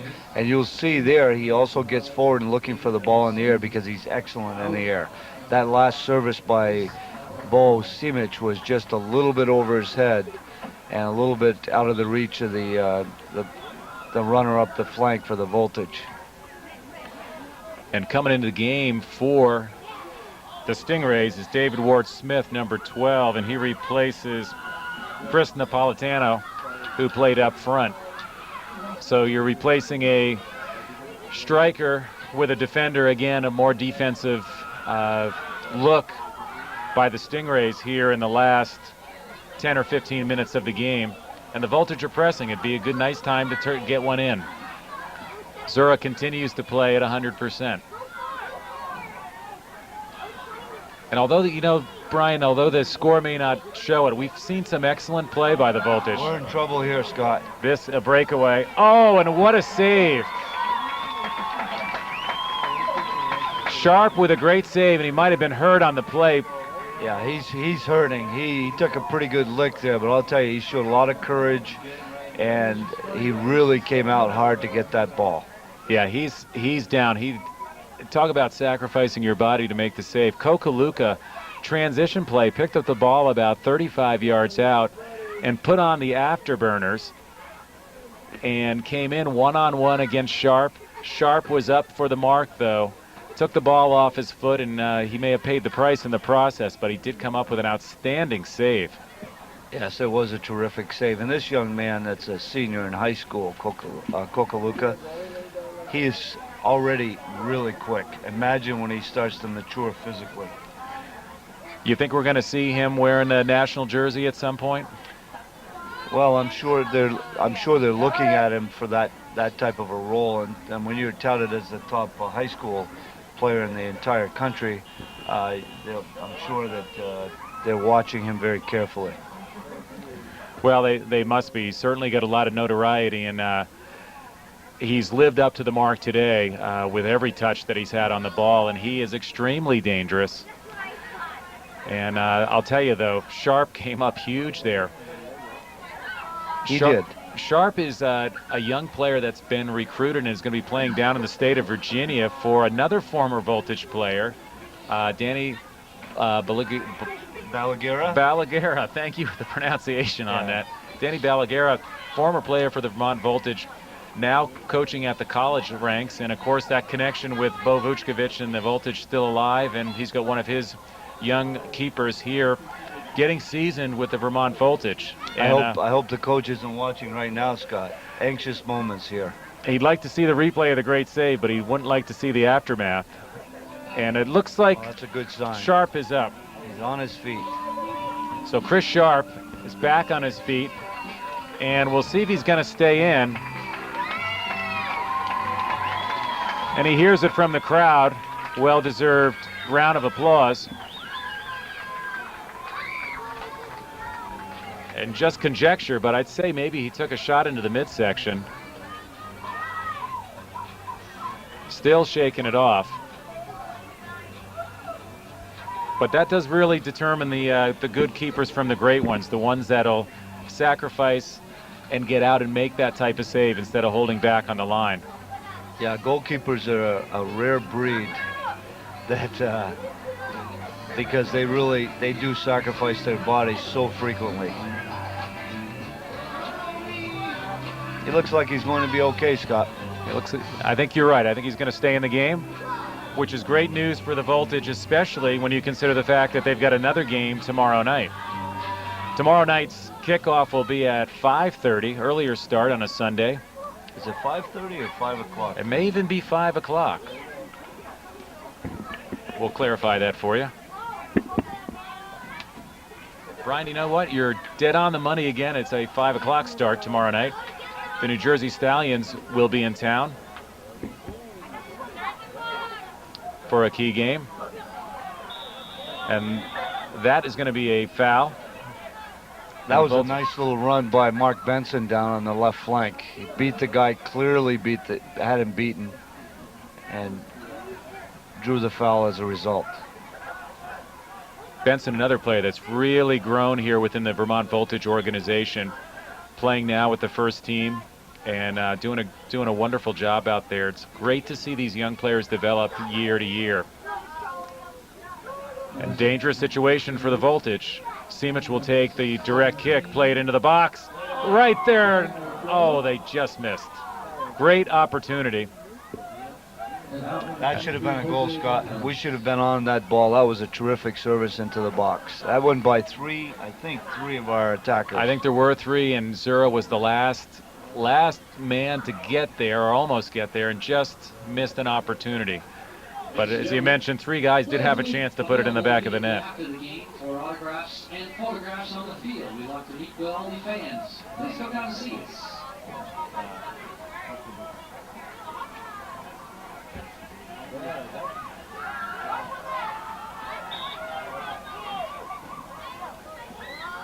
Offside. Yeah, I believe the flag was up, and that'll be offsides on the Stingrays. Ball be put back into play.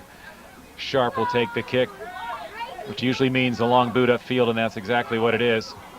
Nice win in the air by Thompson, but to no avail as it kicks back to Jeff Newman, the keeper. Stingrays certainly in no hurry to get the ball back into play with a comfortable 3-1 lead.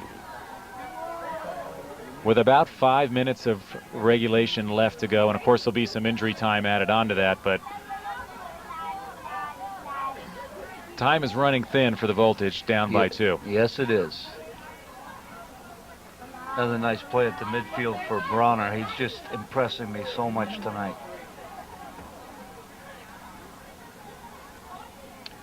And that'll be a throw-in for the Stingrays.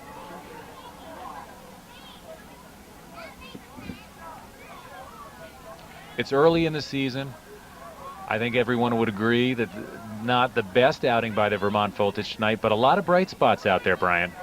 Yeah, I think so. I think you're looking at a couple of them right now, and Corey Branagh is going to make a difference before the year's over, and I think you'll see him getting more and more playing time.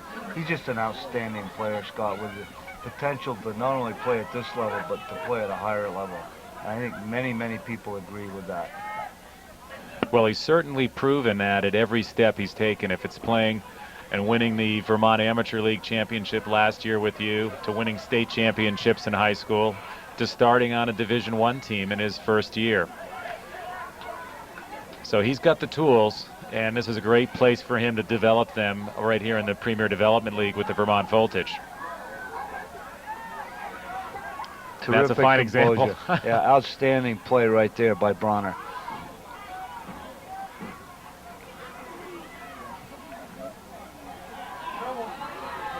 That's in the box and dangerous.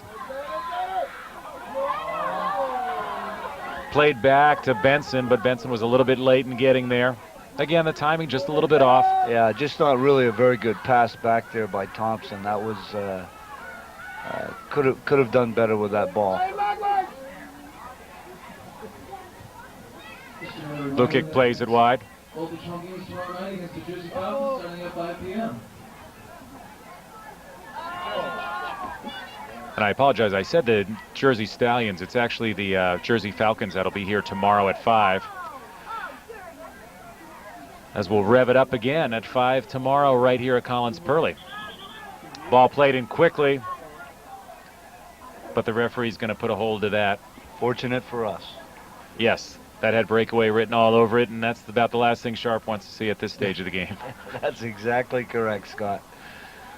But there's no doubt in my mind he would have come out the same way he did before.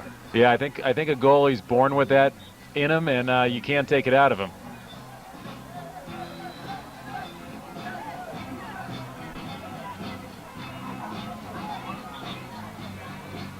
So Newman, the keeper for the Stingrays, will put it back into play.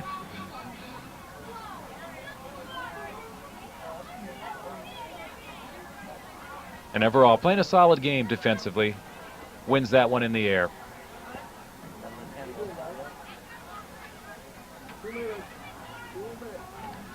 A lot of adjustment the Voltage need to make when you take away your leading player, the leading player in the league, from this team. It's going to take them a couple games to make that adjustment, to figure out who's going to step up, where people are going to play when you take number 24 off the field. But no doubt in my mind that they have the talent and the capability of doing that, and we've seen glimpses of it tonight.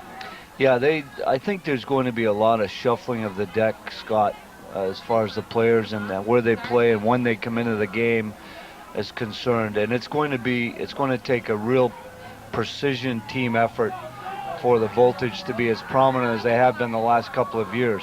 And I think we have to understand that it's not going to be an easy task, even with Bo playing at full strength. This Rhode Island team is very impressive. I think they're going to be a contender without a doubt in this league. I would agree. From seeing the entire league play last year with the Voltage, against the Voltage, the Stingrays certainly have improved themselves and they were very successful last year. They're a better team this year without a question. They've added some key components to their team. And they have some stardom on their team, and that's what the Voltage really are lacking right now without Bo on the field. Absolutely, he's such a presence when he's playing, and that loss is going to be felt for a little bit. You don't go out and replace the top scorer in the league, 28 goals during the PDL league last year easily. It's not going to happen. A little frustration there by Bo Simic on that play. Got himself a foul.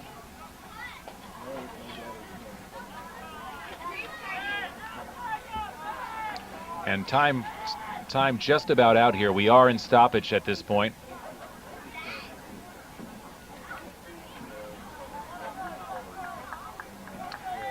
Branagh still battling over on the sideline, asking for the ball. That's trying to convince the referee that it went out on the other team. That's the way he plays all the time. And you got to like that with the Voltage. It was no letdown in the second half. They've played hard. They've challenged for every ball, and they're going to come up short tonight. But a lot of good things that are going to lead them into lots of wins this season as time goes on. And remember, too, one of their top scorers, Erie, is not in the game tonight, suffering that red card we talked about earlier. Hope to see him out tomorrow. He should be dressed and playing. So you'll have maybe a little bit more help offensively. Lots of capable players here for the Voltage. It's just finding the right mix. And there may be players later in the year that still are on the junior team that'll be coming up. There are certainly a couple of young defenders that are playing with us, Ben Wilcox and Jesse Brady Serby, a couple of guys to keep an eye on that I think will at some point get a chance to play for this team. And that's the beauty of having the Voltage reserve team.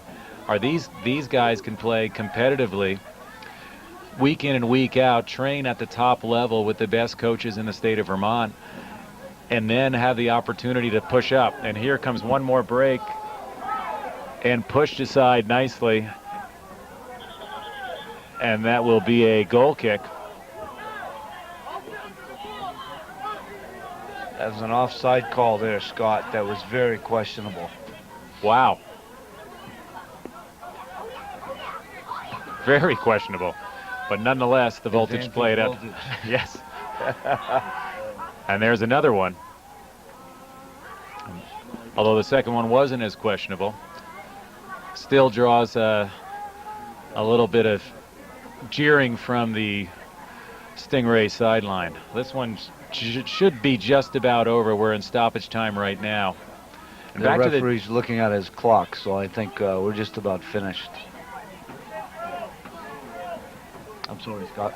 Yeah, I was just going to say, back to the junior Voltage. That concept certainly worked well last year with junior team winning the Vermont Amateur League.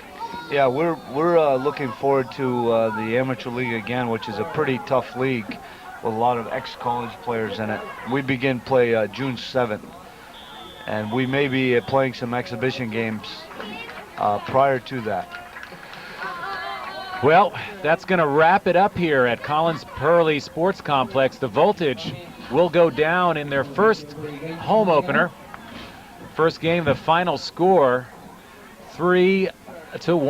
The Rhode Island Stingrays take this win, but lots of good signs by the Voltage. We'll look forward to seeing them again tomorrow night.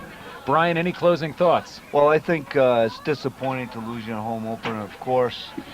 From an attacking perspective, I thought there were points in time where the Voltage were dominant on the field.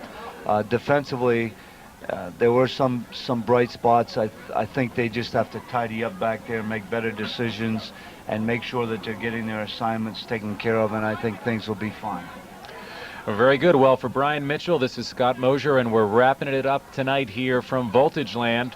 We'll look forward to seeing you again tomorrow night when the Vermont Voltage host the New Jersey Falcons. 5 o'clock start right here at Collins Pearly. Good night.